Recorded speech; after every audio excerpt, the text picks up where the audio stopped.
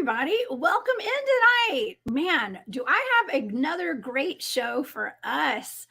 Barry Littleton gave me another blind remote viewing target, and this one's really weird. Okay, they're all weird, but this one's super awesome. I'm looking forward to this one because it's an actual cryptid, and it's a very strange one. It's very dangerous. Okay, and it's been seen up the coast of Canada and Alaska, and it's an otter man. Okay, it's called an otter man, the Kushtaka. Okay, so I looked into this. I did not know what it was. My data is really weird. Okay, and so we're going to get into that in just a little bit. So, wow, you guys are all up in the chat tonight. Thank y'all so much for being here.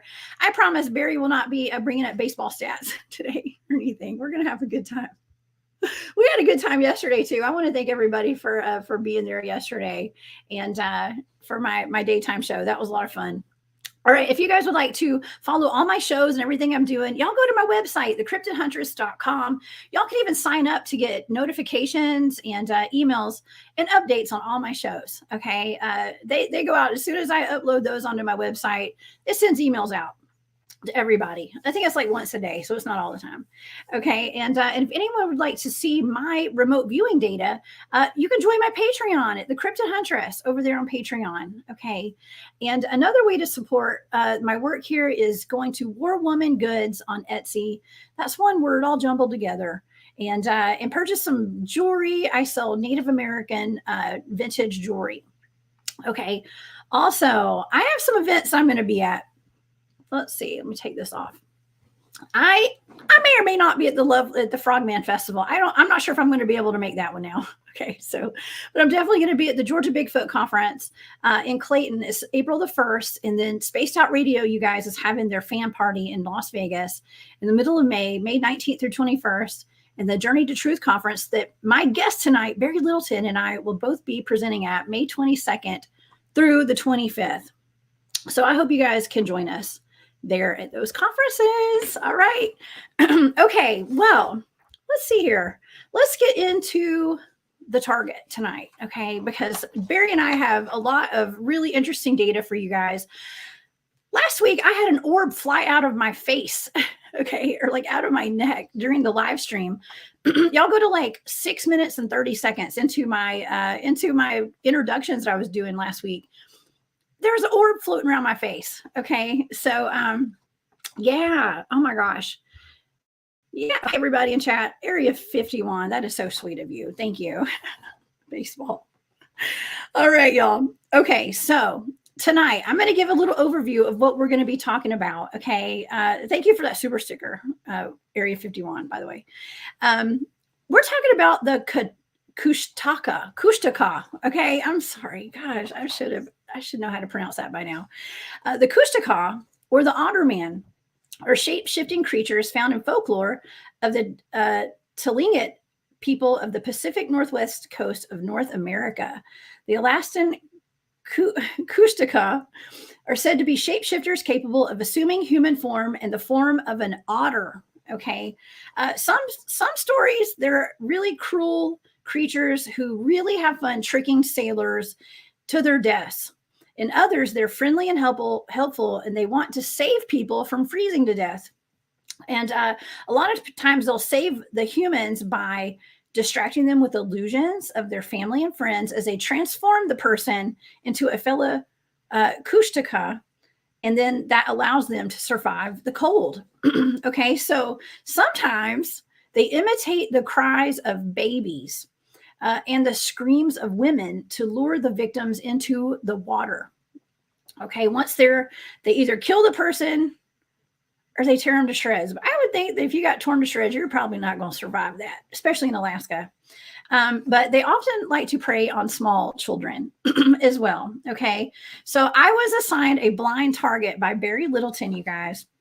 And the results are pretty weird and mind-blowing, okay? Because y'all know when I get my targets, I get a set of 8 numbers, okay? There's 8 random numbers, and I don't know what those numbers mean. And I got some really interesting data. So like I said, if you guys want to access my data, you can go to my Patreon, the Cryptid Huntress. All right, so I have Barry Littleton here. He was born awakened with past life fragmented memories. He began having paranormal experiences at a young age. They included telepathic awareness, seeing and feeling ghosts, and various inorganic beings. Those encounters and some of the entities themselves had a distinct ET origin that led him into a lifetime of research and exploration into the metaphysical and the paranormal fields. He's my go-to researcher of all things cryptid and paranormal. So please help me welcome to the show tonight, my friend, Barry Littleton. Hey, Barry. Greetings. Hi, Jessica. Greetings Hi. to the audience. Greetings to everyone. Well, it's been a busy day for me, but I'll tell you a very good one, a positive one. Last couple of days have been very positive and learned a lot of things also. You know, I have the good pleasure of having these clients and doing hypnosis and doing things that are so different in terms of people, what they experience at the levels that are on the superconscious and subconscious. It's mind-blowing.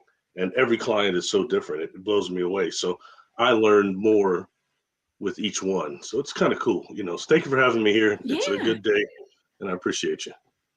And you know what? That's something that you and I should do. We should do more, actually, Barry, is promote what you do for a living and the services that you provide, and to let people be aware of that. If anyone needs some hypnotherapy session or past life regression. Yeah. Well, you need to, you know, it's good to advertise yourself. Yeah. Yeah. And you know, I was one of those people that spent most of my life hiding until I got thrown, you know, out on Front Street. But I do service-wise, hypnosis-wise. I do spirit release is a big one, earthbound spirit release. Also, I do karmic curse, family generational curse breaks.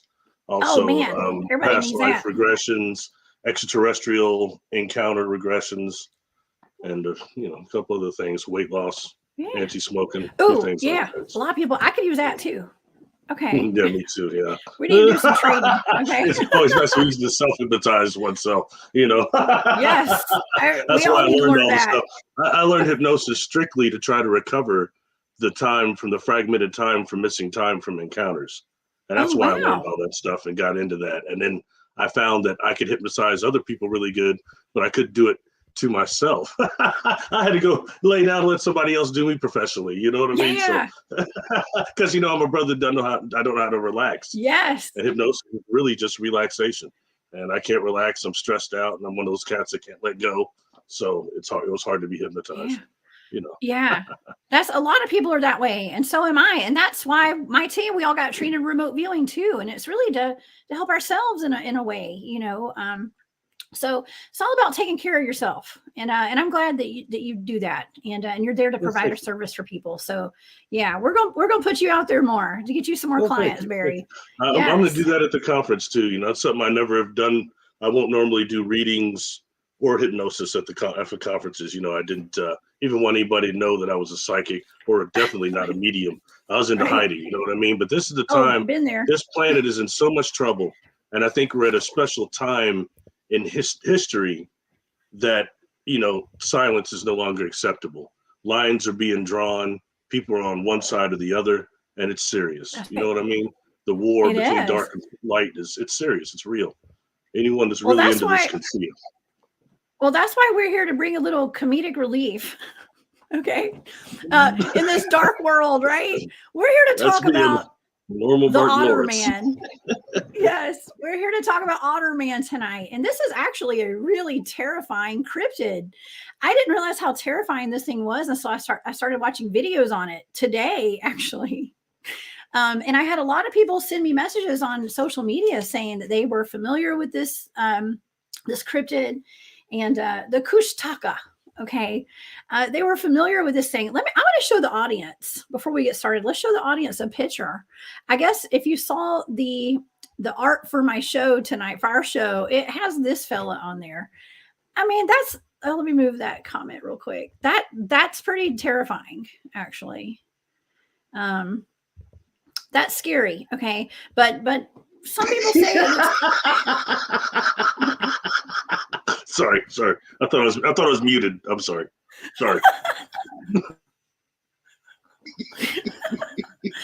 Okay. Sorry, I'm sorry. Oh my gosh, this is hilarious. Okay, Sorry, I thought I look at was this muted. I guy. apologize. I didn't mean to interrupt you. It's okay. It's okay. Everybody loves your laugh, Barry. I love your laugh. So thank you. Yeah. This thing looks like a Sasquatch. Okay, it totally looks like a Sasquatch to me. It looks like some of the other Sasquatches that we've actually looked into, and in that the show that I did about the unspecified animal attacks, like with Dog Man. I mean, it all kind of looks similar. These things right here, giant lemurs. Okay, so Barry gave me a blind target. Okay, he gave me a series of a bunch of targets. And this is the last blind target you gave me. And I honestly, Barry, I felt like I was so off target after I did this. I mean, I knew that I was onto something, and I got a ton of information out of these 8 numbers. But I swear, I could have sworn it was off planet. Okay, something like off planet, because I was picking up on. I mean, I feel like it was a satellite or something going through space that had. It was almost like something like a landmass or something, but there's some kind of hidden agenda going on. I swear I thought it was a satellite. By the time I got done with my target, I had 3 full pages of data. And it was just, I guess my analytic overlay was making me go to space on this one. Okay. That's where it was all taking me.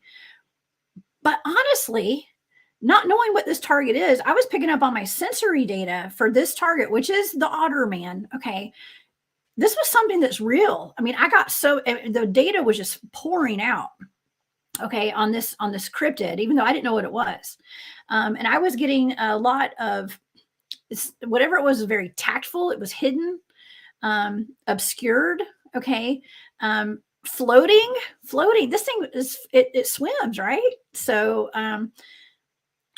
and what I drew, I think I mistaken what I drew, like my sketch. I'm mistaken that for like a landmass or a shark. It actually looks like a pond or a body of water. So, that's why we don't ever label anything when we're remote viewing, because we try not to label stuff. That's the AOL over there on the side where I write that for those of you who follow with my data from Patreon. It's actually, I think that was a body of water. AOL stand for again? AOL? Analytic overlay. Analytic overlay. I love that. Yes. Yes. So so I was picking up, I was just picking up on something that attacks. This thing attacks. Okay, whatever it was, it attacks. Of course, my brain went straight to Space Wars or something. I don't know, but that is kind of relevant in a way, because I was picking up on like an origin of where these things came from and what they are. Okay. Okay.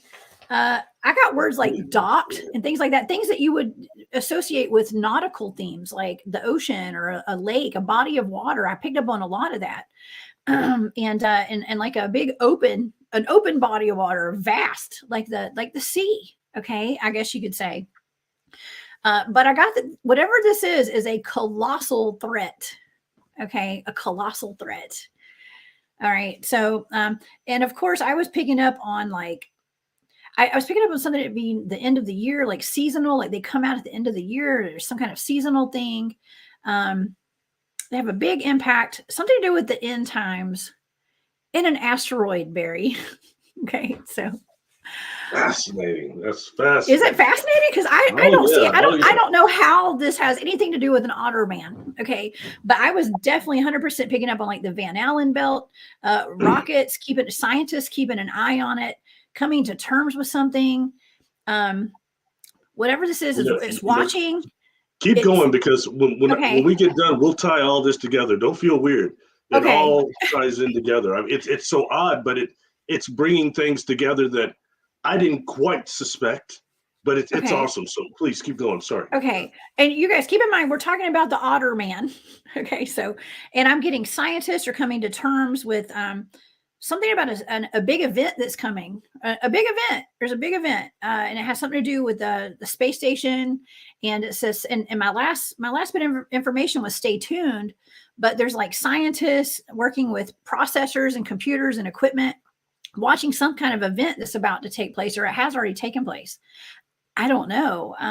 But I was getting that they're watching. Okay. So whatever, there's something that's watching, it's terrorizing, but it's also like, the way that I was feeling, I was terrorized, but I was also calm about it. So I don't know. That was my my emotional impact data that I got. But it's something to do. I mean, I swear it had to do with outer space, Barry. I just knew it did. And but it also had something to do with the body of water. Okay. So but yeah, I have a lot more data, but that's kind of the gist of it. I was like, okay, I literally thought it was a satellite or something that like crashed into the earth. Okay. It was like a meteorite or an asteroid that was coming to hit the earth, you know. I just assumed at the end of that target, I was like, well, it's something that's being grounded, space age satellite. But there's a hidden agenda to all of this. Whatever this is, there's a hidden agenda. It's almost like another government cover up. Okay. Well, that's about what everything is. I mean, pretty much. I mean, before a target is given, we could just assume it's a big brother cover up. That's about the way it goes. They all are, aren't they? You know, so you gave me this so the audience can follow. You know, you gave me this response, and automatically it meant something to me. Okay. But it was definitely not what I expected. It's drawing something else together, and then you decided to look at it again, right? I looked at it again. Yes, I did another target on it. You want to talk about that? Then I'll talk, because this is all very important, because it does go together. As odd as it is, it is what, as my friend says, it is what it is. You know, it is what it is. That's my phrase. Somebody stole that from me. That's all. I say that all day. My friend Paul Adams has been saying that since we were in high school. B, it is what it is. So, okay. I mean, that's become my motto in everyday life. Yes. Right, there's no explanation to any of this stuff anymore. So yeah. Okay. Let's see here. Okay. So I went in and looked further into this. Okay. I went deeper because you were like, all right, you were perplexed by my answers, and you were like, all right, what I was like, I'm going to go back in and look one more time, and I'm going to go deeper into this. Okay. And I still picked up on something that was interplanetary. Okay. Still, that was still in my data, but I picked up on something that was like a Sasquatch. Yay, in my second one. Okay. But I also got that there's something that's in charge. It's in charge, and it's Mongolian. It has Asiatic roots. That means it came from Asia. Okay. Asiatic roots. And it came from a peninsula. It walked over, I guess it came over a peninsula to get to Alaska from Asia. Okay. So I picked up on that in my data. All right. Humanoid. And it's a killer. Whatever this is, it dives to the very bottom of waters. It swims, it floats. I got all this like nautical stuff again. Okay. But it's a humanoid. And I'm not going to lie, I heard a Tupac song in my head. Okay. And I wrote it down. I heard Tupac. And that's what happens when you remote view. I hear rap songs. Okay. That's how I channel. I channel Tupac. I bet there's a lot of people that expect to hear you say that. Well, they must not know me, because that's what I do. I did. Listen, I'm from the ATL, y'all. I channel rap music. Okay. Yeah. So anyways, yes. So I heard, I'm a killer, but don't push me. Okay. I said, I ain't a killer, but don't push me. So these things are not, they're not killers, but just don't push them. Okay. I know that sounds, it was Tupac, y'all. It was totally Tupac. But when you hear lyrics, you write it down when you're remote viewing, because it has some kind of significance. Okay. But yeah, I picked up on saltwater. Okay. So I was getting like an ocean. Okay. And something that's very significant, and there's a very important, this is an important find. So they're hidden. But whatever it is, it's here. It's real. It's alive. It's very Sasquatch like, but it looks like, oh, I don't know. I was picking up on like a time capsule. I don't know what that has to do with anything. But back in time, the time capsule far back in time, lost time and lost in time. Okay, that was the last bit of my information that I got. Oh, that's not the last bit, actually. Hold on. I got another page. That wasn't the last bit. That was the last bit of my second page. Okay. I have more. I picked up on, I started seeing the actual being. Okay. And it had spots on it. It was long, very tall, very smart, ferocious, aquatic, and cunning. Okay. Were the words that I was picking up. It does have hair. It is a predator. Okay. It eats fish, and it's a siren. I got siren. Question. Okay. Do you see the hands? See the hands? No, I didn't pick up on that. I didn't pick up on the hands. No. But if it's a swimming, it's got to have webbed hands, probably, right? Of some sort of web, I would think. Now, you know what that reminds me of is that Bigfoot thing. We were talking about the zombie bear, and you said there was a particular type of Sasquatch. Was it a devil monkey or something? I can't remember. But it had webbed hands. It was the Dewey Lake Monster in Michigan. That's right. The one that looks something partially bear, but it's also called the whistling bear by the Native Americans around there. But it was reported to have these webbed hands. Yeah. And you know that goes into why I actually had you look at this. But anyway, please keep going. I don't want to interrupt that last page, please. Well, no, the last page is mostly just about it being a siren, okay, or a siren. I think it's siren, and a trickster. Okay, so that was giving me like mermaid vibes. Okay, so I was getting a hairy mermaid in that data. I mean, it didn't say hairy mermaid, but you know, that's what that's my brain computing my data right there. Feature. Well, I will say again, I think well done. I think well done. You're silly. All right. Okay, thank you, because I don't know what this stuff is. That's just my channeling. And I'll tell you the reason why I chose this target, because we were talking. You said just to give you one, and it was kind of rapid, but it's something I've been curious about. And the reason I was curious about this Kushtaka, this otter man, is due to the fact that, especially in Alaska, a lot of times this Kushtaka is called a Bigfoot. But then when it's described as this otter thing, and I took an interest in this because if you start really looking at the reports on Sasquatch and their aquatic abilities, it's quite interesting. Okay. And I'm somewhat obsessed with this since Pauletti's DNA showing, of not what the maternal DNA was, but the molecular, but the actual nuclear DNA. That they don't know where it comes from. It's not being able to be matched up in gen bank anywhere. Okay, and that takes us definitely into the star beings lineage. And what type of star beings? Is it the star beings that got trees, are part tree, involved with tree, or have more of a chlorophyll in their blood, or is it more? I picked up on that actually.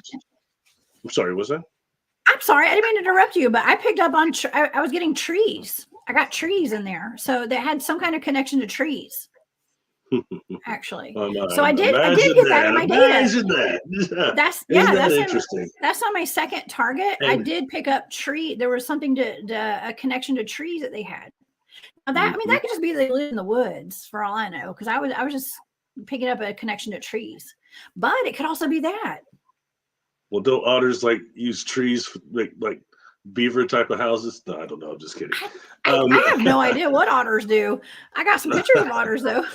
Show some otters while we're talking. The reason that I had gotten so interested in this though, but going back to the Sasquatch thing, and then I've seen that picture before. I mean, they're so cute. Yeah, but they're also a little creepy. I don't think the otter man is quite so cute. I don't think he's quite got that thing going. Well, that actually that's more like it there. That's more like it there. That's scary, and it kind of reminds me of that. So, yes. Mm-hmm. But the thing, going back to the thing with the Sasquatch, all right, and their aquatic abilities, and when you start looking at some of the last, sorry, what? Oh my God. The Tupac Sasquatch. He ain't a killer, but I'll push him. Okay. Sorry. Yeah, that's all right. You had a rough couple of days. I understand. It's good to unwind a little bit. You know what I mean? Yes. Yeah. I understand. We're having fun tonight. Yeah, definitely. Back to the the Sasquatch and the swimming thing. Okay, Yeah. especially when you start looking in the Alaskan reports, you start hearing a lot about how they swim. And other reports them swimming literally between islands, very long distance, and Wow. it's never on the top of the water. It's always submerged, extremely fast speeds, and also when they are seen when diving, everything else, they've never been seen using their arms. They don't seem to use their arms like a Oh, humanoid when they creepy. swim. And that's fascinating to me. And holding their breaths extremely long amounts. So they're So not when I like going say like this, start this. looking at things and these people, Yeah. excuse me, yeah. I don't think they do that. I Or think like almost this. more like, yeah, They're not almost, doggy yeah. paddling. No, they don't do that. They've never been seen Okay. doing that. And I mentioned Oh my gosh. before, when Creepy. dealing with especially gorillas and apes in general, they do not swim. They're anatomically, they can't. All right, now Okay. you've got like chimpanzees, and I think it's orangutans that do dive for fish, but they do that in shallow water. They don't swim. Okay, and what Okay. Sasquatch is doing is swimming beyond human capabilities. What Okay. we've been hearing, and that's Yeah. fascinating. So things like that, and somebody I'll throw a shout out to would be Bigfoot Michigan Rob. When we first Yeah. started talking to him, when I first started talking to him, he described his encounter. I remember him saying like his girlfriend fell off the boat or something and he had to get her She out. did. That he was worried that thing, even though it went the other way, like it might be in the water there, Yeah. even though they were that far out. He said that several times. He did. And that, and that's here. So when you start looking this up, you start hearing things about a lot of times Sasquatch getting on boats to steal fish, and these things about them swimming. So they're highly, highly aquatic. And I wanted to know through your remote viewing, if it was a difference between just the aquatic Sasquatch and the Kushtaka.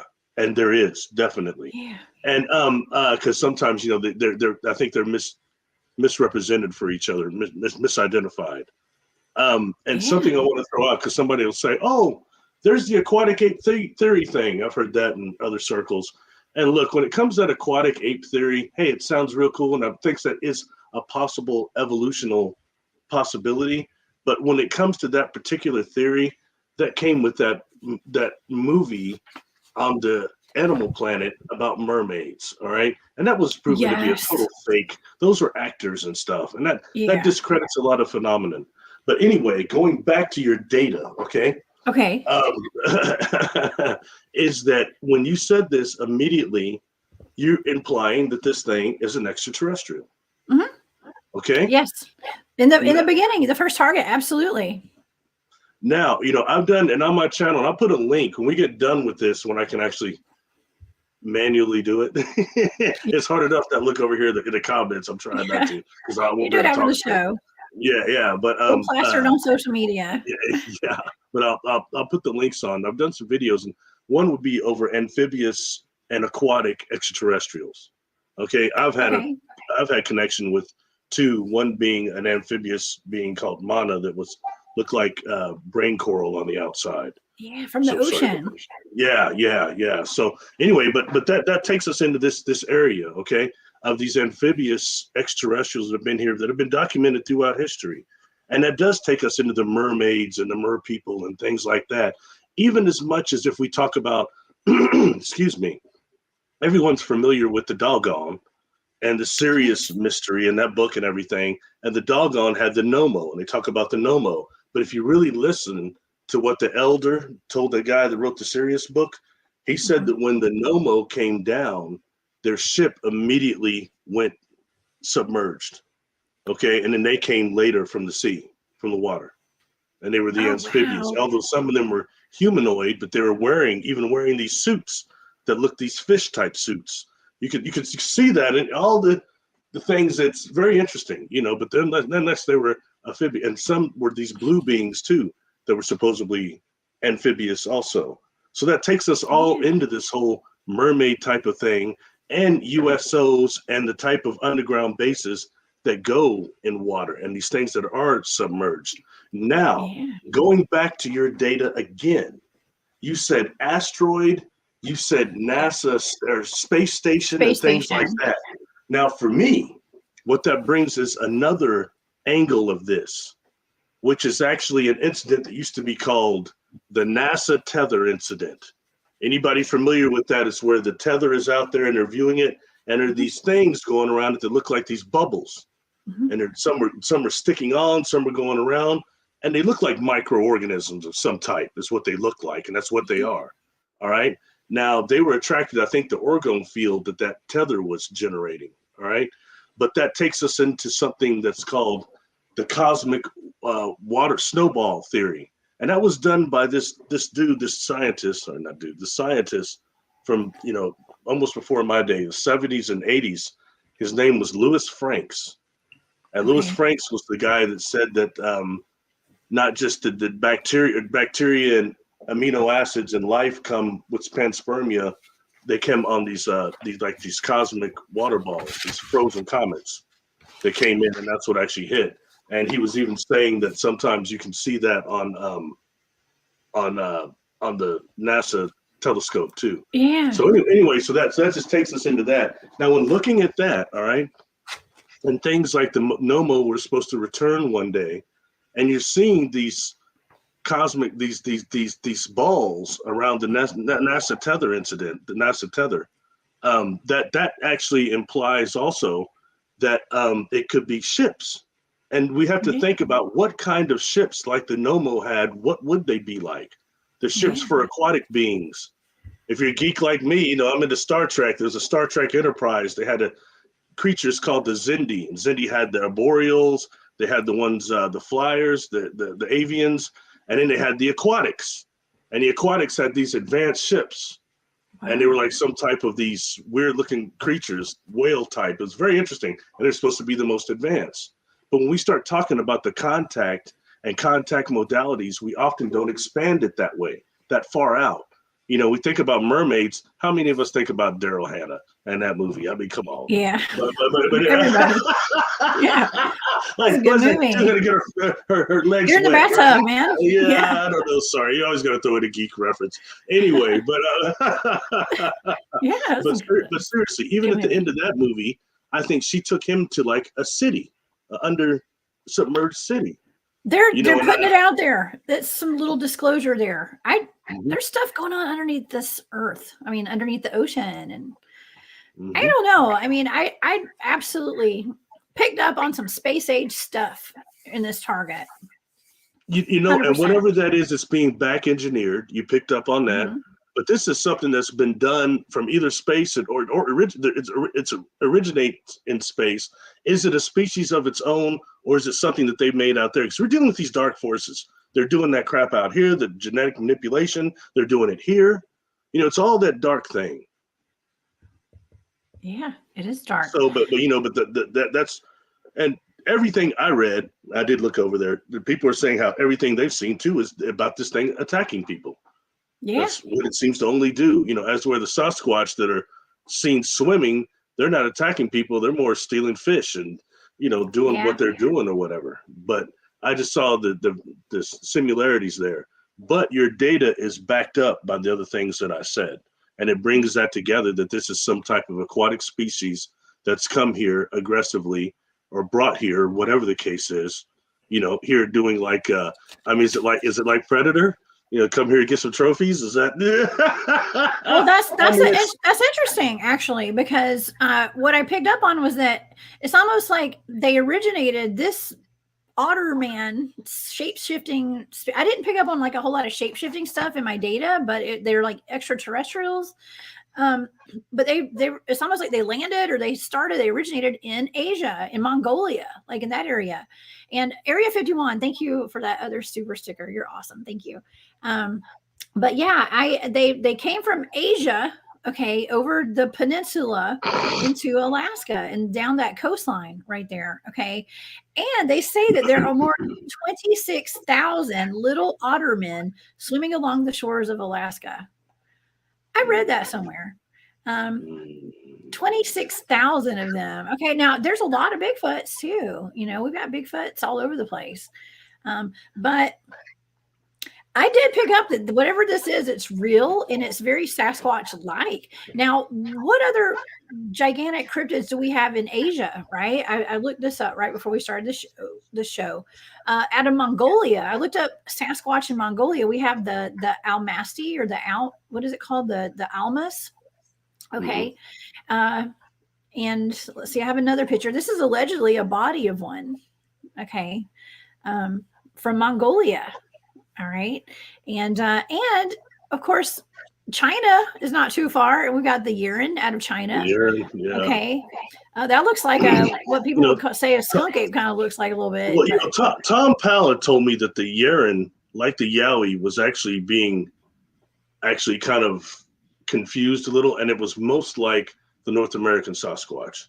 That's what he had said to me. And he said that the time is that the Yeti is that they're migrating between the areas that they do during the seasons. And that's why they're being seen up in the mountains, and people think that they're from there or live there all the time. But he said it was just a migration pattern. Fascinating. I don't know. Interesting. Well, what else do we have up in Alaska, Barry? We have what is known as the Alaskan Triangle. And you and I have spoken on this several times with different targets, things that we've talked about with the Portlock, Alaska. I've mentioned that. I've done a show on that before. Tanya and I did a show on the Dark Pyramid in Alaska. And I've had Fred Roll from Subarctic Alaska Sasquatch on YouTube, that's an amazing channel. You guys go subscribe to Fred's channel. He has, I've had him on my show at least 3 times on Space Out Radio to talk about Alaska Sasquatch up there and his personal stories with the Sasquatch and the hairy man. And that's actually also what they call the Kushtaka. They call those the hairy man up there too. And they are they're hairy men and women. But I think they're not just a regular Sasquatch. I think they're a little different. Okay. Yeah, there's something different now. That's fascinating to me. And we already know there's different types of Sasquatch, but this Otter man is something completely different. It is. I did pick up that it is. They do have some sort of otter-like appearance as well, by the way. So, and this is the area where they're most seen right here. That's in Canada. It's like on the coast right there. That's where the Tlingit tribe, First Nations people live there. Okay. So, and they have oral tradition, right? Their oral history goes back. The mothers are always warning their kids, like, don't go near the water, or the Kushtaka will get you. They're going to kill you. So they'll drown you. So some people just assume like this was just a fake story. It's a story that moms use to make their kids scared at night. My aunt told me a story when I was a kid that there was a devil under my bed. Okay. And so I would never get out of bed at night, no matter how bad I needed to. I would not put my feet over the edge of the bed or my hands. So I know how those stories work. Okay. It keeps kids in line. You remember the movie Cujo? How the kid would turn his light off, he'd run, jump from the door to the bed because the monster was under. Yeah. I mean, it's I need to come up with a good story to keep my kid away from the lake. I live on a lake too, so yes. And that goes again to like the missing 411 water deaths thing. How many people disappear around water or found in water later. That's right. I think that's a little different, I think, but you never know what the connections might be, Right. Well, we do have a lot of aquatic cryptids too. And I'm thinking Antarctica, we did the organism 46B. You and I looked into that. That's on the other side of the globe, basically. But nonetheless, there's a lot of weird secretive pyramid stuff going on down there, and in Alaska. Extraterrestrial connections there also. As opposed to not just was there organism 46B, but also the divers that were luring the other divers down too deep. They said they looked like people that were diving without equipment. So then you've got organism 46B, which adopted the looked like it morphed, shifted itself to look like a person. Another diver swimming up, then it would attack him. Yeah, but octopuses can do that too. And I find it fascinating how much attention, because once Ancient Aliens talks about it, it's just public, but it's been out for a while about octopi not being from Earth and not having the genetics of Earth. And it's fascinating. It's so far that there's that show called Resident Alien on Sci-Fi Channel, and he's some type of he claims to be cousins of the octopus. So I mean, it's very, very interesting, and that ties us into organism 46B also. That was some type of off-looking octopus squid with more tentacles, and I mean, and it sounded like no more than a sentinel to me. But with telepathy, it had telepathy. I thought it had that thing. No, I don't think so. Well, yeah. They did say it seemed to entrance people. It did. But that's said of most of the cryptids. Most of the cryptids have this Bigfoot ability has it. To nullify people, to still ETs. people, to hypnotize people at some type of conscious level. So, and I've experienced myself with non-humans. But Me what too. I experienced was really strong. What came with it was a type of elation too, like a Kundalini release of some type, being in their biofield. It did something.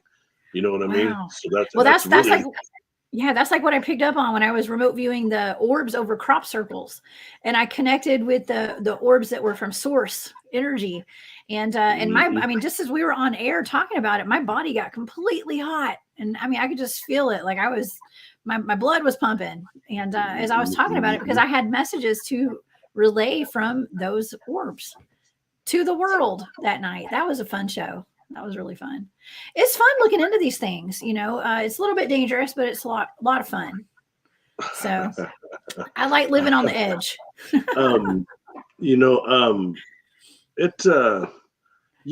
just, it keeps me on the lookout for all these different cryptids that pop up now. I mean, I've been up like that for a while now, but seems like it's becoming even more frequent. Not just the quote unquote density starting to merge, but we're just at a point that they're just releasing that stuff and they're trying to take over, and these things are coming out a lot, all the way to something like the chupacabra that I was told was, the remote viewer said that it escaped from a lab in Puerto Rico during the tsunami or the hurricane, whatever it was, that damaged the facility and that those things escaped. So, Yeah. Yes. Well, I've got some ways that we could protect ourselves from the Kushtaka. If you guys want to know, we can go down the list, Barry. They say that they're scared of dogs. So if you have a dog, you're good. Okay. Take your dog when you go walking, if you live in Alaska. Okay. Why would they be scared of them with their size when Sasquatch is known to just kill dogs all the time? A Sasquatch will fling a dog across into a tree and break its neck real quick. So, and I hate to say that on air. It's just the truth, y'all. So, yeah. Well, you remember that there's a video by M.K. Davis. It's called Bigfoot and Dogs. And you got those dogs that are taking off, running. When that Sasquatch is making noise, throws like a branch, they're gone. You know what I mean? Then you've got the other one that the dog is just walking up and the Sasquatch is there, but they obviously know each other. And it doesn't seem to be. Yeah. I don't know about buddies. I think the main problem might be is that dogs give them away. Yeah. I think it pisses them off. Oh, absolutely. Yeah. I'd never take my dog to the woods. She chased me. I have a German Shepherd. She tried to eat one. So, and then it ended up eating her probably. So yeah. Whoa. Okay. So let's go over the other things that can protect you from these cryptids. Copper, urine. I don't know how they come up with urine, and fire will keep them away. Copper, urine, and fire. So everybody wear your copper jewelry, and you can purchase that at World Woman Goods on Etsy. I'm kidding. I'm not kidding, actually. There's copper jewelry on my shop. I think that's better than, pouring some piss on yourself and hoping that you get away. I really go for the jewelry. Oh my gosh. Yes. Well, you're probably gonna pee on yourself if you see one of these things live. So you'll protect yourself naturally. Sorry. Wouldn't doubt it. Not me. I wouldn't be scared, but yeah. Well, anytime you see any type of cryptid or of any type or extraterrestrial, whatever, I mean, it's going to be something that is going to, one thing is it stops your world. That's why so many people can see one of these things, have a camera right here in their hand, never take a picture, because what happens for a second, you're just tripped out, man. Yeah. I think that needs to be understood a little bit more and not acknowledged enough. Yeah, that's true. We should Yeah. go on about protections. Any other protections besides pouring piss on No, myself? it was just that. It It was fire. Fire. Of course, fire scares just about a lot of things. So it also attracts as well. So I think some of my more memorable accounts with like Bigfoot's coming into our base camp and stuff. Well, one was one of them screamed at us, which was really scary. And somebody just asked, I'll go back to your question, Lori, in just a second. Macaw89 said, what is y'all's best scary moment with the cryptid? My best scary moment was when I got screamed at in my base camp really loud, and it was scary. And then whatever it was threw rocks at my tent all night long. And that was creepy. But yeah. Oh my gosh. Wait, what was it? Oh yeah, the campfire. Okay, I had to get back on track there. The campfire, some of the more memorable times out in the field is when we're back at base camp and like a Bigfoot or something was throwing rocks from across the creek into our base camp, and it was landing like right by my camping chair around the fire. So if you want to get really good activity, sit at base camp, set up your camp, light a big campfire, sit around, have some drinks, some waters, of course, and tea, and roast some marshmallows and weenies, y'all. And you might just get a rock thrown at you, and they don't hit you. I've never been hit, but they land right at my feet. So I think if they wanted to hit us, they would. I gotta say, it's probably about the most. Weird things happen to me too, at least as far as make me nervous, and it was Sasquatch howling at me like owls and then throwing rocks at. They didn't hit me though. It didn't hit me, but I mean, it was just very unnerving, and they were like up on me. You know what I mean? In a way that I couldn't see them, and the speed of what they were moving. The whole thing about infrasound, I think, is real. I think they hit us with that. Me and the guy I was standing with, but it wasn't to like make us, have bodily function problems. I think it was just a, hey, we're here deal, and it's not what you think. And I mean, it was very interesting, I don't know, but they were definitely always trying to get my attention. They were doing a bunch of stuff, but that particular deal was more unnerving than them putting these weird stones on my doorstep and all the other stuff they were doing. So. Yeah, I know that they just wanted you to know that they were there, and they had gifts. They came bearing gifts, which is a good thing, I guess. I don't know. Just don't leave food out for them, okay? Don't leave food out. Well, there's that situation of you living food out, and do they feel they're being worshipped? Yeah, exactly. When you start getting a fact, and when you start dealing with Pauletti's DNA, you have to deal with the fact that they're humans of some type, hybrid. Yeah. You have to, and they're not apes. They're not any of these things we've been told. Right. You know what I mean? And that's got to be one of the biggest shams ever, that they're just these animals. They're not. They're something else completely different. In fact, you've got obviously a breed of them that are something similar to like a novel, like shamans of some type. They have to be. You know what I mean? And we don't understand that, but we don't understand what happened in the cycle before this one. We're still trying to figure that out. Right. Well, and then they would have been part of the galactic trade, part of the space routes, all that stuff going on. It's like Chewbacca over here and from Star Wars. Seriously. Mm-hmm. I mean, whatever this was came from outer space, straight up whatever I was remote viewing, which was the Otter man. Okay. It came from outer space originally. It's not native to this planet. Fascinating, fascinating. And I thought I was totally off too, everybody. Y'all, I was like, oh my God, what in the world is an otter man? I was in outer space, crashing on Earth here. Okay. So like I said, I thought it was an asteroid or something when I looked back at my data and tried to analyze it.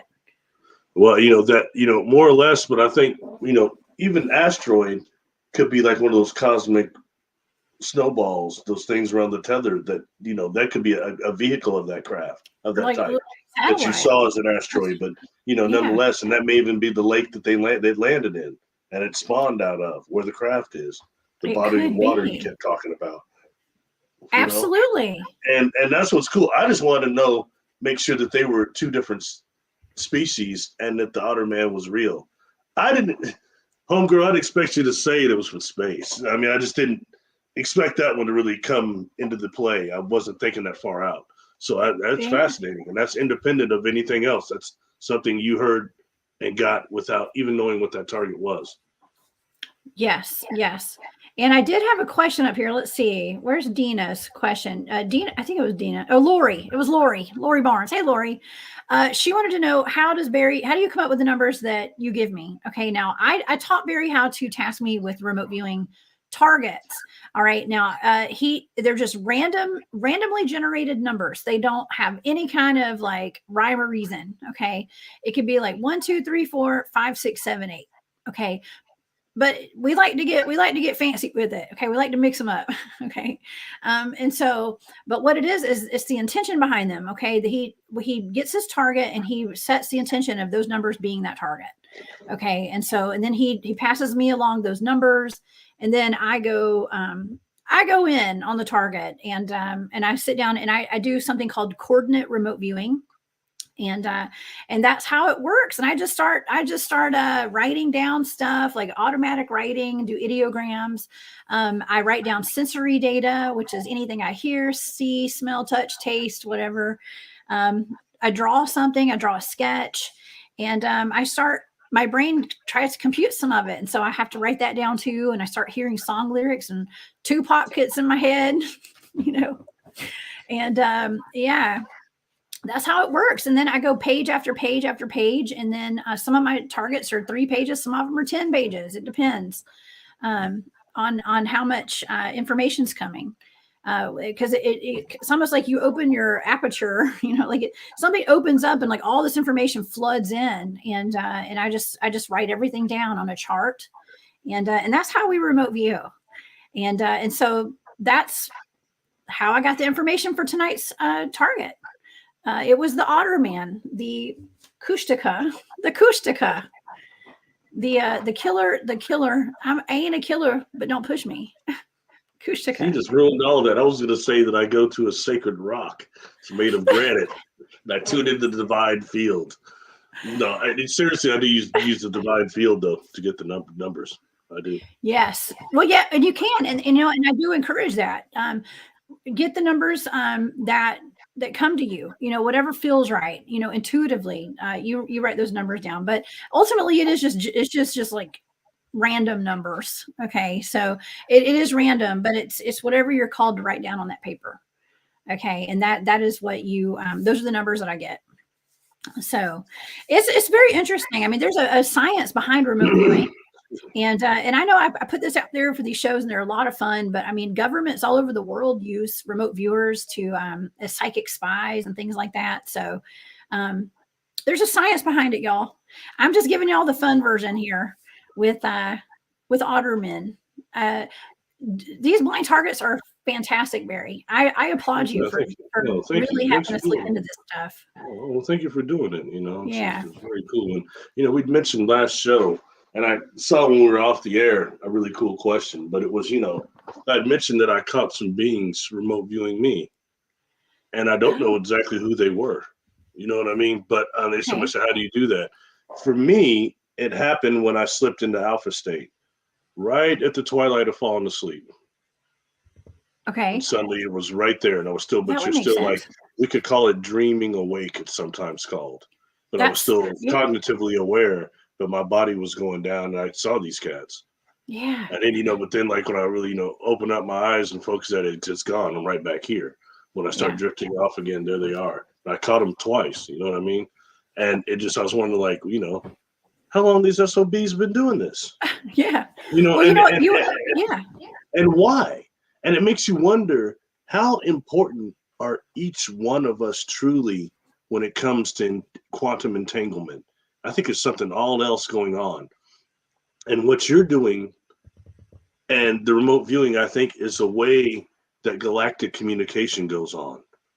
And how these beings are automatically aware when you're there and you're aware of them and all this thing. It's just that humanity is so far behind in this quarantine thing we're in, where they nullify all of our psychic abilities, our mediumship abilities. They try to, except for those of us that are strong enough to beat whatever field of energy it is they're generating down here that nullifies people, keeps people asleep, keeps people devoid of soul life memories when you're most likely an immortal soul, but you incarnate here, you don't remember anything.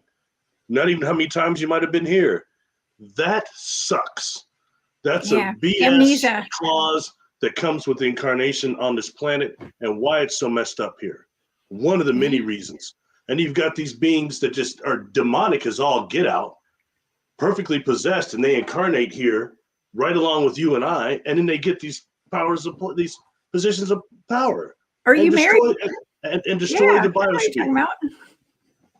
Sorry, I went on a tangent there, but it's very aggravating, especially when you see by energy, you see the stuff that's going on here. And it's a miracle this place in humanity is still here. And we got to be careful right now because we've got a whole host of other beings from other galaxies, this galaxy, other dimensions, other densities that are ready for humanity to forfeit its stewardship of this planet. Once we do that, they'll come in. Whether they be evil, whether they be good, but it's real serious. We got to take that serious and realize there is such a thing as divine or free will to a degree. The same way the earthbound spirits I cross over don't go into the light. You can resist it. You're strong enough. You don't have to go. You can stay here and roam around and jump on people and try to live again through them. That's scary. I know. That's why everybody needs to get an appointment with Barry to get those attachments off. Get out of there. Get them attachments out of you. Okay. And again, that's the earthbound spirit level. We're not even talking about demonic level. There's these different layers.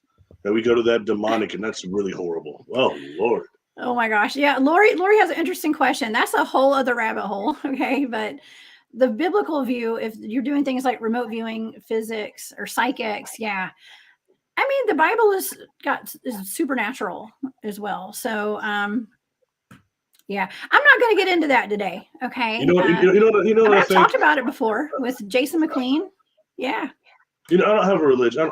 I'm non-religion. All right. But I do believe when you look at some of these books in the different religions that say holy on them, they're books you can tune in and, kind of tune in divine, pray a little and open up and answer your question. And as far as the Holy Bible, the Christian one, what I've read of it, it basically, if you're somebody that doesn't have the common internal gumption to not know to screw over your fellow human being, that book shows you how to live. Yeah. If you don't know how not to screw people over. I mean, it's really simple, and that's going back to the divine field. So my take on it only. So when it comes to the things we're doing, it would be called divination in that book. That's right. And you come across these people in this field. Oh, you've dealt with extraterrestrials. You're being tricked. You're dealing with demons. And hell, how do they know? They've not met none of these beings. They've not been in their presence. They're just talking on something they've read that somebody else wrote 100,000 years ago. Yeah. Which is cool. So I don't want to put down anybody's religion, but the type of conformist suppression and criticism and judgmental BS that comes along with that is unacceptable. That's true. Yeah. I mean, I read tarot cards, and I'm not, I'm not a bad person. I just, it's just a tool to get messages out to people. And I feel like I like to put messages, my spiritual guidance out on my YouTube channel. And yes, I use cards. And if anybody has a problem with it, y'all hit me up and we can have a discussion about it. Because I think that it's just a tool, there's a lot worse people out there doing a lot worse things. Okay. Oh yeah.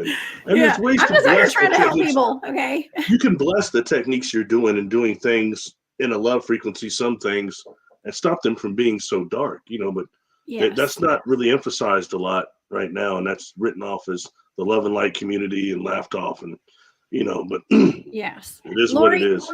Lori, I ain't ever scared. Don't worry about me. I'm not scared. I don't get scared doing this stuff.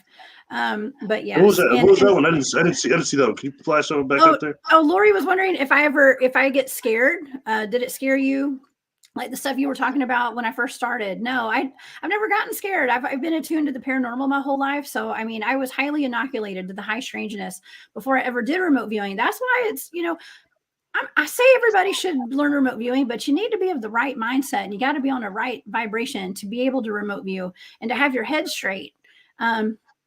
It's a tough pill to swallow for a lot of people. I think people watching my show are totally. I think you guys would be perfect candidates. Okay, I if you're have a watching question. I have a question. Okay. Do you wear a black cat suit like the ladies that Courtney Brown has remote viewing? Do you wear the black cat suit? I asked Princess today about that. I said, "What's up with the black cat suit?" Yeah. No. Hey, it had to be tuned in. Hey, yeah. No. All right, I do not. I do not. And actually, I remote view with a bunch of older gentlemen too. So I don't think we want to watch them in cat suits either. Okay. No offense, fellas. I love you guys. As they said, it was supposedly the suit, the tightness and the material makes communication and tuning in easier. Maybe I could have sworn it was a marketing ploy, but I don't whatever. know. I have no comment. You said you want to have fun. Comment. That's fun. Anyway, back to the targets and stuff you're talking about. Oh my gosh. Hey, William. William Nighthawk is actually my guest on Space Out Radio Sunday night. So everybody please tune in with Nighthawks. That was a great movie with Sylvester Stallone and Billy D. Williams. Nighthawks. And please, cool name. And you guys please subscribe to Nighthawk High Strangeness podcast on YouTube. It's amazing. Every weekend on the weeknights, him and Dennis Carroll have a show. And so thank you for being here, William. And thank you, Terry. Oh my gosh. Thank you so much. Oh, that's nice. That's nice. We love you too. Awesome. Yeah. Nice. Hey, listen, Barry and I are just having a lot of fun doing this. Okay. We're having a lot of fun. And I'll probably being too goofy tonight. Somebody's probably getting mad. He's being goofy. Oh, no. Sorry. No, we didn't get in trouble. What was that one? We did Mel's Hole. And we got some complaints. We were laughing too hard on that one, apparently. Me and you and Tanya. So we had a couple of complaints about how we were acting too goofy. How can you be serious when you're remote viewing Mel's Hole? That's all I have to say. Well, some people actually didn't like Tom Baker as Doctor Who. They said he was too goofy. So what did they know?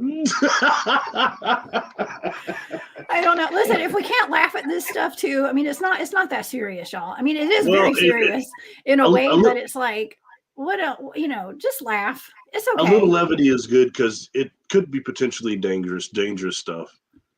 And, even though I don't go as far into conspiracy stuff, but there can be crap that comes with some of this because you're revealing real truths here. Right. And, it's data based. It's not just going out and being on some wild tangent because you read Barbara Martinique. Yes. Yeah.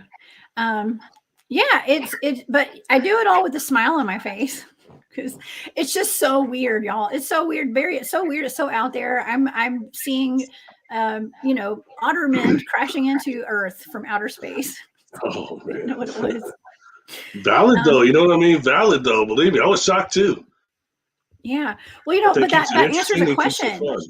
It does. And let me tell you, it's a question that I get often is, are Sasquatch aliens? Did they come from another planet? And I always think, from the remote viewing I've done, especially with the Sasquatch in Portlock, Alaska. Okay. The ones that were eating people up there. Okay. I got, and a lot of them that I look into, they seem to be native to Earth. Okay. Ancient beings from here. Now whatever this was not ancient from Earth. It was from another planet. Mm-hmm. This came from outer space. And with the Sasquatch, like I said, I keep going back to that nuclear DNA. The molecular DNA that was human. And I think they traced it back to, it was something like, was it Asian, so many thousands of years ago? They traced the mother's DNA, the maternal molecular DNA back. They were able to pinpoint that, but it was human. It's the nuclear DNA, the father, that they can't place in gene bank. And again, that takes us for me back into the tree thing. And what kind of extraterrestrials are we dealing with? Is it something as far out as that movie Galaxy of the Guardians of the Galaxy? What is it? Vin Diesel plays that Groom, the tree. You know what I mean? Groot. Is that really, is that a super big joke? Groot. Really? Yes. We don't think about it, and how trees, and I've done a lot of stuff on trees, and how the biological UFOs that have a type of mycelium that are a component of their shell, of their composition, actually are connected to trees, and how they use trees as the internet system for this planet. Oh my gosh. Yeah, and also something called the deep biosphere. I've talked about that a lot. a part of the inner earth that we don't hear about, the ocean between us and the core. There's like an ocean that contains like over 90% of Earth's undiscovered bacteria. And there's going to be a fungal component in there also that really needs to be acknowledged, And I didn't understand why I'd be on these craft physically getting sick as heck. I'm touching the wall, and it matters. Touching things, it's what I mean. And I was touching this thing, and it's got this composition of like a type of a fungus, but it's harder. It's not soft like we call them around here. We call them toadstools around here that grow in here. But it's much harder than that. Harder consistency. I know why now, but that's when I knew. I was like, well, God, this thing is alive. And you can feel it anyway, but you're so dizzy. At least me, I'm dizzy, about to throw up. So feeling craft, and these cats are in your head telepathically throwing pictures and emotions. And, it's really discombobulating, to say the least. Yeah. But it's like being on the coolest field trip ever. That's the way it seemed like to me. You know what I mean? Because I wasn't being assaulted. There was no sexual connotation, nothing like that. Yeah. Man, I'm lucky that the only trip to space that I remember as a kid was going to the Huntsville Space Center. Okay. In Alabama. That's the only trip I remember, but I was probably taken there many times. Who knows? Let me ask you a question. So I know you've had contact and have beings in your house. Have you been on board a craft before? Probably. I don't remember it. I don't know. I think so. Probably. Seriously, all jokes aside for men, I do think so. And it's worth looking into. I think you've had pretty deep contact because you emanate that Artron energy I talk about. That's why I wanted to deal with you before we met. I could sense it before we met. When I was watching you on the TV, I said, "Oh, she's got it." Yeah. Okay. And I just wanted to know more about what you were doing. You know what I mean? Yeah. Yes. That's why I've been starting my tarot, my oracle videos like "Greetings, Earthlings." Lately. It's not because I'm not from here, y'all. It's a joke. I'm not really an alien. I don't think I'm an alien. I don't know. I might be. Who knows? Well, so people are into so much right now, hybrids and what is that, and blood types and all these things, because Ancient Aliens is talking about it, Yeah, but in reality, we've got so many different species coming here, intergalactic, extragalactic, and what I had to deal with my experiences when I started dealing with people like Rudy Shields, different universes. You understand? I've been for years saying it was galaxies because that's kind of the way they were communicated to me. And I got a scientist telling me what I'm saying doesn't hold up mathematically, that it's universal. I had to accept that. Yeah. You know what I mean? So it is what it is. Interesting. We have another question from Lori. She wants to know, what are the characteristics of that kind of energy, Barry, that you thought that you picked up on that I had? Okay, it's this energy that for people that are around either the beings that are near generating these wormholes and around them, or the technology that's using them. When somebody's around them, it irradiates the cells and it does something. And when I get it, it's this feeling of, it's a slight upliftment. It's a feeling of familiarity. Yeah. Not quite deja vu. It's not quite like that, but it's just this feeling that I know they've been there. The same feeling that I got when I was around these beings or on board the craft. So that's how I know that they have it. And, I stole the term for the video I did called Artron energy, but I stole the word Artron from the Doctor Who series because the TARDIS also goes through these wormholes to time travel, and it irradiates the cells of people on board that thing too. And they use that, the governments use that to target where the Doctor may pop up, his companions. So, you know what I mean? So, and I think that's not so unreal for those people of us that they use this whole thing with this SSP. And, I just got through a couple of clients that are SSP, and it's always so interesting to deal with that because it's very real what's happened to these people, or some of the clients I've had that it didn't happen to them, but the dark forces trying to make it happen, trying to trick them for generations back. You know what I mean? The grandfathers dealing with this, the grandmothers. It's fascinating. And it's this whole narrative that you see the SSP thing being presented, and this field of energy we go through when we come here that actually makes our brain waves, the lot of contactees like you and I, we start having negative experiences because they've saturated our consciousness with that. And not that it doesn't really happen, but when you've got beings through the divine field using our brain waves and communicating with us through the brain waves, and we've got, oh my gosh, it's already first, you're in the presence of a non-human. That's a lot to take. Different vibration, different visual, and it freaks you out. Even if they're projecting a lot of love at you, it still freaks you out. So it's real easy to start with making, oh gosh, all of a sudden they're giving me an anal probe. Oh no. No, I'm not kidding around. You know, that's actually where all the anxiety comes from. Yes, but our ability to warp our reality, especially when dealing with something like that, is extreme. You know, and I say that in a way that, like, for example, I feel like I'm getting off topic, but like when I had an experience and it was with a pure conscious craft, one that materializes around you, then gains density vibrationally to match this place, or close anyway. Yeah. But not close enough to where they had to use a type of a technology so I would have a frame of reference for the contact experience. Wow. That's very interesting.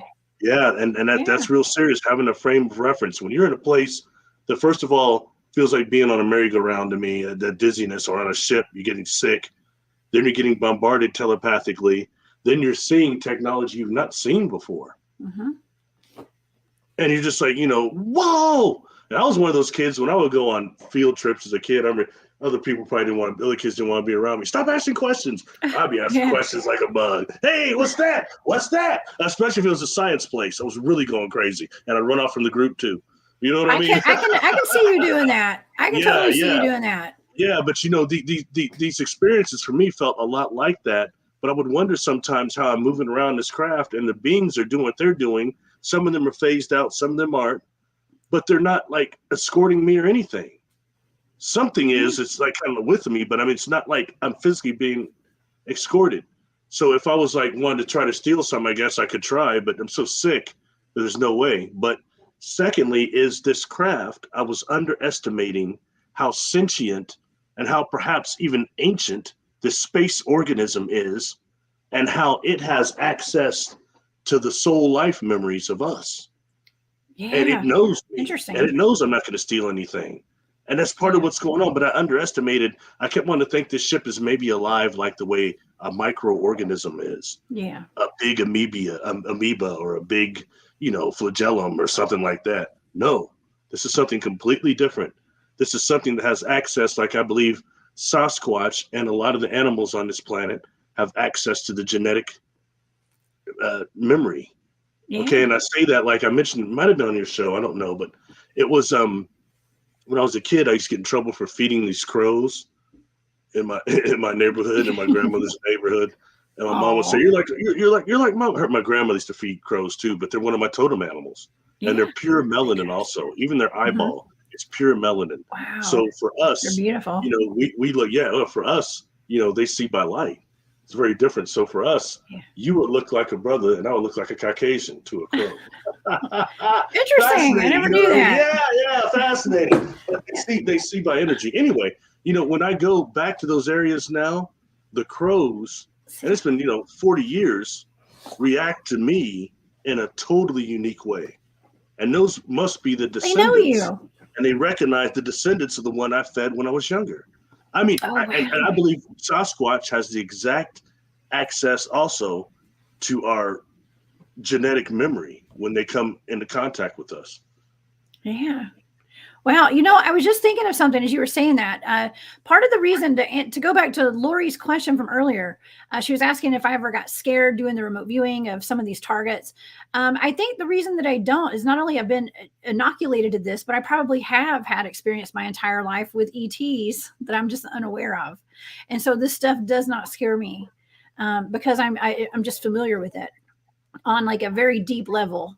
And I think that's a lot of people, especially the people on my team with my remote viewing team. We're a Bigfoot research team, but we all remote view. But there's a reason we all come together. There are no coincidences, right? I mean, we all share some of the same experiences, I believe. So Yeah, we're all tuned into something. We've probably been abducted our entire lives. Something just caught my eye. Yeah. Oh, What's that? I wish we had owls. It's amazing how much owls are connected to the contact experience. Yes. Not just to Sasquatch use them, Oh, and yes. when they hit us, they were sounding like gray owls, and I don't believe gray owls are native to the Oregon Washington area. I could be wrong. I don't think so. But they were sounding like these owls. Or when you have the contact scenario, how many people have seen almost an owl the size of a human, a Okay. huge owl, and then they have these Yes. contact experiences? For me, it was deer. I saw before contact a couple of times, and fireflies. For me, it was really fireflies. Fireflies Yeah. are aware of the light ships. I don't care what anybody says. We have fireflies in the meadow. We had one of the most beautiful nights ever of my entire life was out in the meadow where we do some of our research with one of my teams, and it was just completely inundated with fireflies. Okay. And Nana Boss was in the chat earlier tonight. I'm not sure if she's still here or not, but the last time I went out Bigfooting was actually with me and her son, Matt. They came to Georgia. And after we had some pretty serious Bigfoot activity and some other stuff going on, we were leaving the mountains. And as we drove out of the forest, actually a small owl swooped in front of our windshield, and it turned sideways and looked at us. It was slow motion. It was the weirdest thing in the entire world. I screamed. I'm not gonna lie. I screamed. I thought we were hitting an owl with our car. Very strange stuff. I always got to be careful because my other two totems are falcons and red-tailed hawks. Yeah. And anytime you've seen an owl in the day getting attacked by multiple hawks or birds of prey during the day, what the owl does is it goes and it scouts the nest, and then they're nocturnal. And the birds of prey, the raptors, are defenseless at night, and they come raid the nest. So what they're doing is attacking the owl to get it out of the area during the day, stopping from scouting the nest. So I'm always somewhat leery of owls. I like them, but you know what I mean. Yeah. Well, I had a taxidermed when I was a kid. I grew up on a farm, and I finally, when I was around 12, I took the bedroom downstairs all by myself. My family slept upstairs, and I was downstairs in this log cabin that we lived in. And my dad had taxidermed a dead owl that he found. Okay. And it was beautiful, but it had its wings were expanded, and it looked like it was, jumping on some prey. And it just had this really ominous look on his face, like, and it was in my bedroom. So whenever it would like lightning and thunder and stuff, my room would light up, and all I'd see was an owl right there by my bed. So it's all good. It's all good. I still love owls. And that takes us into virtual reality scenario technology and also virtual reality dreams. And you have these beings that are non-humans that can project consciously a virtual reality dream to you or scenario. And when I mentioned that I had to have, they use this technology, this pure conscious craft, so to have a frame of reference, it was this type of a helmet. And I found it interesting. You had that guy on there that recently, the God helmet guy. Oh, I had Trey Hudson on. Yeah, he came on Space Out Radio last week. I've got that guy from Australia that I'm definitely not cool with. When we got done speaking at that event, he had come back from Yelm, and he had showed me this God helmet. He met maybe that guy, I don't know, but it had these like Tesla coils on it. Very interesting. And he showed it to me because for me, it represented this thing that was called a synaptic helmet that came down and put on me for this frame of reference during this experience. Very, very interesting, all the way to where I traced something else that's connected to this. And it's a reference in Star Trek. There's an episode, the original Star Trek, it's called Spock's Brain. And at the very end of it, they're trying to put his brain back in, and there's this helmet that McCoy puts on that looks somewhat similar also. It's back in the 60s, and it shows it gives him all this instant knowledge to put Spock's brain back in.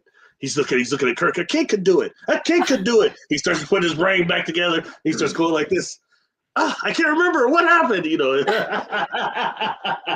Anyway, but frames of reference are always there in entertainment quite a bit for those of us Yes. that are contactees. And I think that's where a lot that stuff comes from, Anyway, sorry.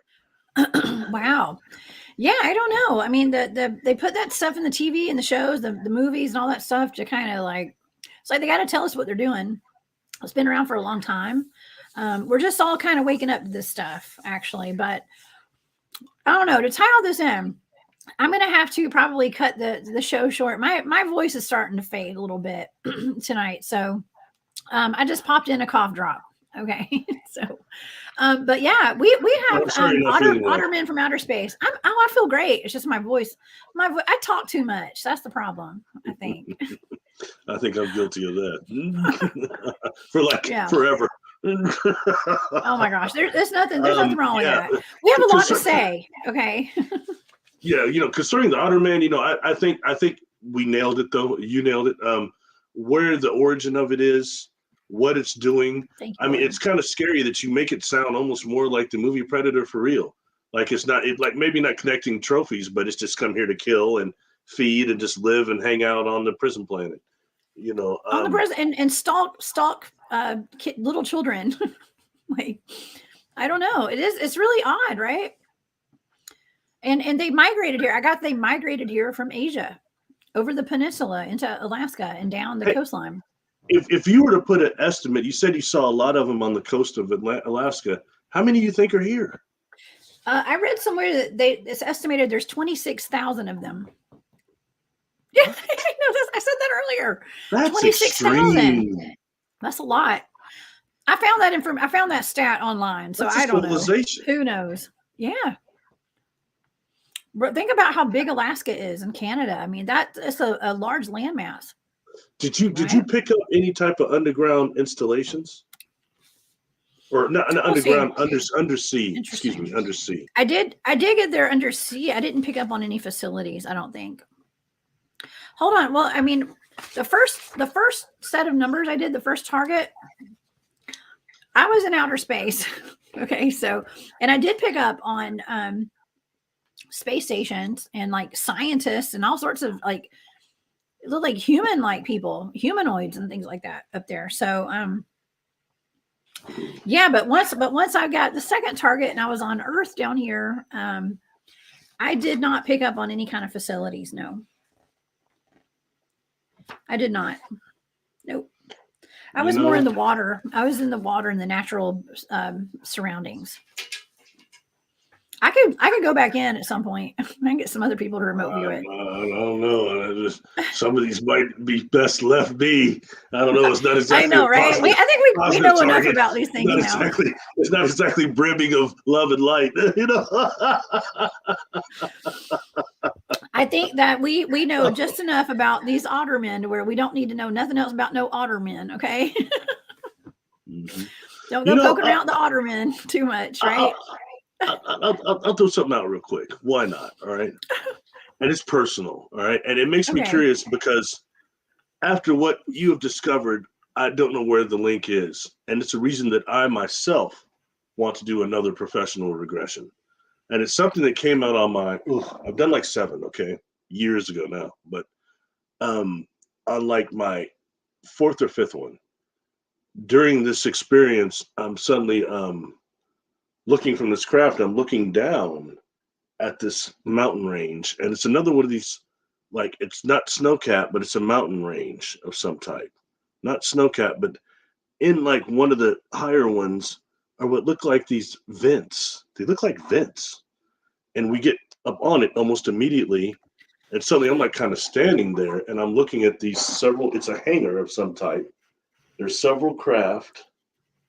All right. And there are humans and non-humans walking around in there, especially different types of non-humans. And it was so odd. And I was telling the hypnotist, I was completely like at theta. I'm telling him, what the hell? The government's got to know about this. Of course they do. Can they not? They obviously can't stop it. And I can't tell you that the humans I saw in there were like Earth humans walking around. You know what I'm saying? Yeah. But right at that point, I was starting to go into this. And they brought me out. And so I don't know. And it's one of those memories I didn't have from this missing time. Oh, And I want to know exactly what that place was, where it was, and for my own regressions, when it got some of the ones I did, especially number 3 and number 6, when the hypnotist is taking me under, you can hear them completely on the recording and everything. But when I come up, they ask me a question. I start talking. White noise. The sound, white noise comes up and blocks out everything I'm saying. And especially one of them, because I was giving coordinates of planets and different names of planets that I don't know consciously. That one too, and everything I'm saying. And the hypnotist tried to fix the tapes and everything and said, "I'm sorry to tell you this." They spent some time in Tibet also, but I think your own guides don't want some of the stuff you're talking about being recorded. You got a little time in it right I'd there. Accept that. I'd accept it. You know what I mean? You got redacted. Yeah. So, but that's one of the things I do want to know. And when the things you've talked about, it's so specific. And even what we talked about on the mountain range, not just in Peru, and also Sleeping Lady. I mean, there's no way that the governments, don't just know about it or try to infiltrate. And how many civilizations can they infiltrate and not that are based here on this planet? There's so many. I think it's out of control is what this place is. I mean, I can't believe more people don't know about this stuff. Well, I set out there, weird, right? When I set out there, I don't want to name the place, but that ranch, and I'm doing this. The owner is not demanding, but really trying to encourage us to do this video about this holographic mountain. And I went in and did it, but I felt ridiculous. I was jumping around like a little kid because my perception was still blown. Okay, and I'm thinking out there thinking, well, gosh, I'm looking at all these people that live out there and work out there. I'm like, how in the HE double hockey sticks can they live here and not know that this isn't what it appears to be? This is like some sort of a partial holographic illusion of some type. Yeah. You know what I mean? It's hidden in plain sight is what it is. Everything's hidden in plain sight. Definitely. You just got to look and see, right? You got to look and see. And that's what we're doing. We're looking and seeing. I'm looking, I'm channeling the information. Barry, you're the one that's deciphering everything. I think we make a pretty good detective team here on the Cryptid Huntress channel. And you know what else? You know what happened to those TV shows? They don't last long, my friend. Yeah, we're not a TV show. We're straight up just a YouTube show. Okay, so we're doing our own thing. I've got full rights to my creative, That's creative stuff going on over here. I don't know what that's called. I've never had a TV show before. I think that's good. You're independent, standing independent, and I think that's important. I think it's good because the work you've done is your own, and you deserve to be acknowledged for it. You know what I mean? Well, thank you. And you're bringing something completely different to the table, and I really enjoy doing these. You know what I mean? Just because it's a learning process. You've got the coolest audience. They're really kind. You've got the nicest audience I've presented in front of, I think. You know what I mean? Thank you. I agree. I agree. Really, really cool. Yes. And so these things are good. And like I said, it makes a difference because it's changing people's perceptions. Yeah. That changes this place. And there's no more time for games on this planet. It's time for give up or shut up or put up or shut up. Yes. You know what I mean? So yeah, and you're doing that. So I give you much credit. Thank you. You're doing it. You put the fire under my feet and I put the fire under your feet, Barry. And so we're just in here having fun. We're doing these tag team targets here. It's fun. I'm actually really looking forward to the conference in Illinois that's coming up at the end of May. Y'all come out and see me and Barry. It's our birthday month. We're both Geminis, if y'all can't tell. But I'm June, not May. I'm a June guy. I'm a May Gemini. What does that make me more crazy? We gotta remember Chucky from the TV show. Like he's a Gemini too, man. We gotta watch it. He's afraid to the So end. is my son. I know. My son's one too. He's a June Gemini. You and him have almost the same birthday. So yeah. Who's that? Yeah. My son. He's that's right. a Gemini too. Yeah. So that's why I like him so much. Very bright young man. He is indeed. He's smart. I've noticed that. He's smart and he's a good kid. He is. But yeah, I'm looking forward to the conference. It's a Journey to Truth conference. I think I have a picture here maybe of everybody that's speaking there. that promo they just put out this week for that is fantastic. If everybody wants to go watch the Journey, go to Journey to Truth on YouTube and click on the promo video they just put out. I think it was yesterday or day before yesterday.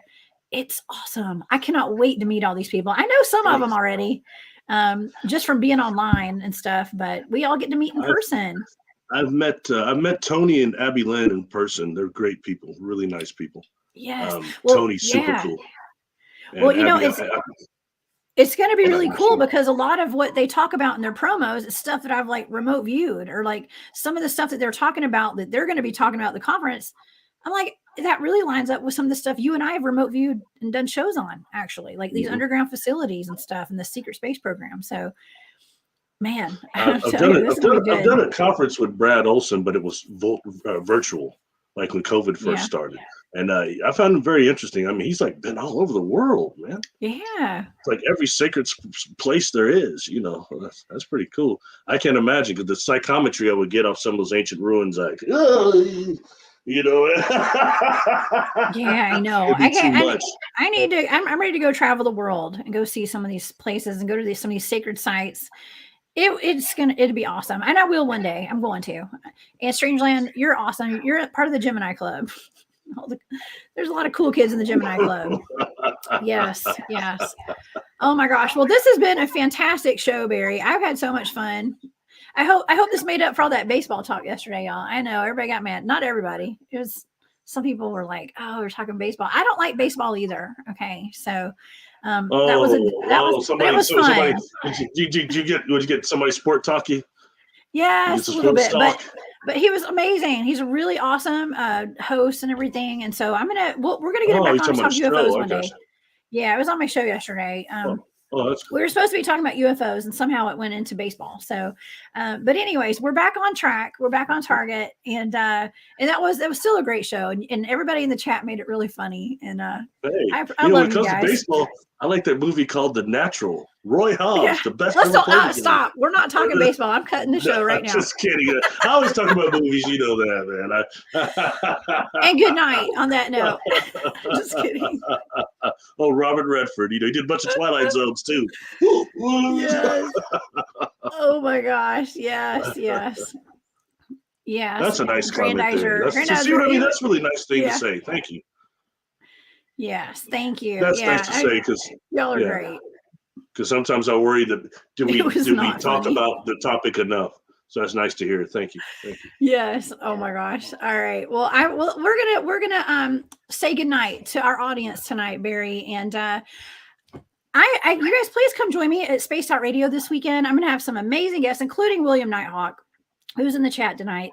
We're going to be talking on Sunday night, 10 p.m., Saturday night, Sunday night, 10 p.m. Eastern. Okay, Spaced Out Radio. And I'll be back next week. I don't know. There's no telling what y'all are going to get with me. And Barry, I don't know. Barry may give me another blind target. Who knows? So I know I can hear your brain working already, right? Okay. All right, y'all. Well, everybody, thank y'all so much for being here. Thank you guys for all the super stickers, super chats, and for all your support. When we get done and log off, give me just a little bit, and I'll put the 2 links to the videos over amphibious extraterrestrials, and also the NASA tether and the cosmic snowball thing. I'll put both those links in the comments underneath the video itself on YouTube. Yes, so y'all come back to the video on YouTube, and we'll have the links for everybody. Okay. All right. Well, thank you guys for making this an amazing night. I hope everybody enjoys their evening, and meet me back here on Spaced Out Radio on Saturday night. All right, Barry, have a good evening. We'll see you next time. Take care. Bye. God bless.